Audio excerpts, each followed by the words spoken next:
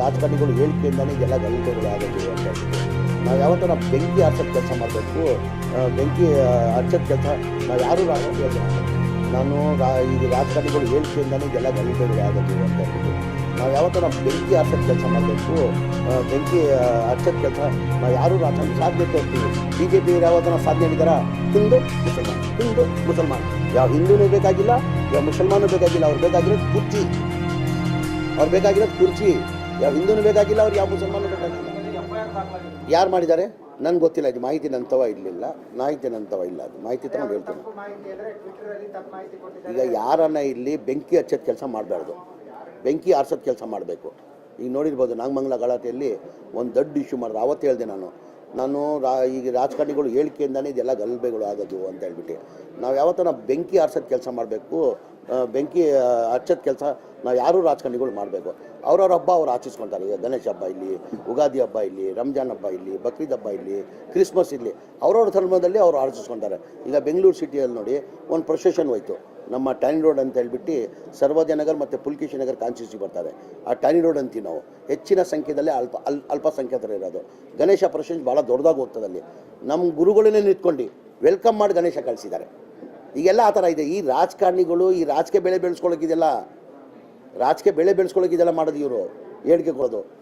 ಈ ಕುಮಾರಸ್ವಾಮಿ ಹೇಳಿಕೆ ಕೊಟ್ಟರಲ್ಲ, 2 ಸತಿ ಮಾಜಿ ಮುಖ್ಯಮಂತ್ರಿ ಅವರು, 2 ಬಾರಿ ಮುಖ್ಯಮಂತ್ರಿ ಅವರು ಏನಂತ ಹೇಳಿಕೆ ಕೊಟ್ಟರು? ಅವತ್ತು ಏನಂತ ಹೇಳಿಕೆ ಕೊಟ್ಟರು ಅವರು? ಇದೆಲ್ಲ ಒಬ್ಬ ರಾಜಕಾರಣಿ ಕೊಡೋದು. ಯಾವತ್ತು ಯಾರು ರಾಜಕಾರಣಿಗಳು ಎಲ್ಲ ಸಮಾಜಕ್ಕೆ ಒಟ್ಟಾಗಿ ತೊಗೊಳೋದು ಕೆಲಸ ಮಾಡ್ಕೊಂಡು ಹೋಗ್ಬೇಕು. ಅದೇ ಹೇಳ್ತಾ ಇರೋದಿಲ್ಲ, ಈ ಥರ ರಾಜಕಾರಣಿಗಳು ಹೇಳಿಕೆಯಿಂದನೇ ಗಲಭೆಗಳು ಆಗೋದು.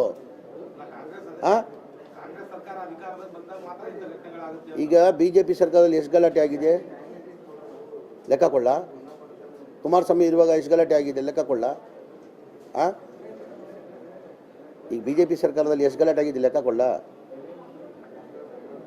ಜನತಾದಳ ಸರ್ಕಾರದಲ್ಲಿ ಕುಮಾರಸ್ವಾಮಿ 2 ಬಾರಿ ಮುಖ್ಯಮಂತ್ರಿ ಆದ್ರಲ್ಲ, ಎಷ್ಟು ಸತಿ ಗಲಾಟೆ ಆಗಿದೆ ಹೇಳ? ಇದು ಯಾವತ್ತು ನಿಮ್ಮ ಮಾಧ್ಯಮದಲ್ಲೂ ನಾನು ಮನವಿ ಮಾಡ್ಕೊಳ್ಳೋದು, ದಯಮಾಡಿ ಇದು ಬೆಂಕಿ ಆರಿಸೋದು ಕೆಲಸ ನಾವು ಮಾಡಬೇಕು. ಬೆಂಕಿ ಹಚ್ಚೋದು ಕೆಲಸ ನಾವು ಯಾವತ್ತೂ ಮಾಡಿಕೊಡ್ದು. ಎಲ್ಲ ಅವ್ರವ್ರ ಧರ್ಮದಲ್ಲಿ ನಮಗೆಲ್ಲ ಕರ್ತವ್ಯ ಆಗ್ತದೆ. We are all Indians. ನಾನು ಮುಸ್ಲಿಂ ಆಗಿ ಇಟ್ಟಿರ್ಬೋದು, ಅದಕ್ಕಿಂತ ಎಲ್ಲ ವೇದಿಕೆ ಮೇಲೆ ನಾನು ಹೇಳ್ತೀನಿ. ನಾನು ಮುಸ್ಲಿಂ ಆಗಿರ್ಬೋದು, ಅದಕ್ಕಿಂತ ಮುಂಚೆ ನಾನು ಒಬ್ಬ ಹಿಂದೂಸ್ತಾನಿ ಕನ್ನಡಿಗ, ಆಮೇಲೆ ಮುಸ್ಲಿಂ ಅಂತೀನಿ ನಾನು. ಆಮೇಲೆ ರಾಜಕಾರಣಿಗಳು ರಾಜಕೀಯಕ್ಕೆ ಬಂದಾದಮೇಲೆ ಜಾತಿ ಅಂತ ಬಿಟ್ಬಿಡ್ಬೇಕು. ಜಾತಿ ಮಾಡೋರು ಮನೆಯಲ್ಲೂ ಕೂತ್ಕೊಂಡು ಜಾತಿ ಮಾಡ್ಕೊಳ್ಬೇಕು. ಏನಕ್ಕಂದರೆ ರಾಜಕಾರಣಿಗಳಿಗೆ ಎಲ್ಲ ಸಮಾಜದವ್ರು ನಂಬಿರ್ತಾರೆ. ಈಗ ನಂತಾವು ಬಂದು ಅರ್ಜಿಗಳು ಕೊಡ್ತಾರೆ. ಅವನು ನಾನು ನೋಡೋಕ್ಕಾಗ್ತದ? ಇನ್ನು ಹಿಂದೂ, ಇನ್ನು ಮುಸಲ್ಮಾನು, ಇನ್ನು ಕ್ರಿಶ್ಚನ್ ಅಂತ ನೋಡೋಕ್ಕಾಗ್ತದ? ಎಲ್ಲ ನಮ್ಮವರು. ಈಗ ಬಂದರು ಭಾಳ ಜನ ಅರ್ಜಿ ಕೊಟ್ಟರು, ಅವ್ರ ಸಮಸ್ಯೆಗಳು ಹೇಳಿದ್ರು. ನನ್ನ ಸಂಬಂಧಪಟ್ಟ ನನ್ನ ಡಿಪಾರ್ಟ್ಮೆಂಟ್, ನನ್ನ ಇಲಾಖೆಗೆ ಸಂಬಂಧಪಟ್ಟಂಗಿಲ್ಲ. ಬೇರೆ ಅವ್ರಿಗೇನೋ ಒಂದು ನಿರೀಕ್ಷೆ, ಜಮೀರ್ ಅವ್ರ ಹೋದ್ರೆ ಏನೋ ಒಂದು ಕೆಲಸ ಆಗ್ತದೆ ಅಂತ ಹೇಳ್ಬಿಟ್ಟು ಮುನ್ಸಿಪಾಲ್ಟಿದು ಯಾವುದೋ ಮನೆಗಳು ಸಮಸ್ಯೆ ನಂತಾವು ಬಂದು ಹೇಳ್ಕೊಂಡ್ರು. ಆ ಥರ ರಾಜಕಾರಣಿಗಳಿಗೆ ಜನ ನಂಬ್ತಾರೆ. ರಾಜಕೀಯಕ್ಕೆ ಬಂದಾದಮೇಲೆ ಯಾವ ಕಾರಣಕ್ಕೂ ಜಾತಿ ಮಾಡಿಕೊಡ್ದು. ಎಲ್ಲ ಸಮಾಜ ಜೊತೆ ತೊಗೊಂಡೋಗೋದು ಕೆಲಸನ ಮಾಡಬೇಕು. ಅವ್ರಿಗೇನಾಗಿದೆ BJPಯಲ್ಲಿ ನೋಡಿ, ನೀವು ಇತಿಹಾಸ ತೆಗೀರಿ. BJP ಯಾವತ್ತನ ಚುನಾವಣೆಯಲ್ಲಿ BJPಯವರು ಯಾವತ್ತನ ಅವ್ರ ಸಾಧನೆ ಕೇಳಿಬಿಟ್ಟು ಒಟ್ಟು ಕೇಳಿದಾರಾ? ಸಾಧನೆ ತೋರಿಸಿ. ನಾವು ಕಾಂಗ್ರೆಸ್ ಪಕ್ಷದ ಇತಿಹಾಸ ತೆಗೀರಿ. ನೀವು ಯಾವಾಗ ಚುನಾವಣೆ ಬರ್ತದೆ, ನಾವು ಜನಗಳ ಮಧ್ಯೆ ಹೋದರೆ ನಮ್ಮ ಸಾಧನೆನ ಹೇಳ್ತೀವಿ.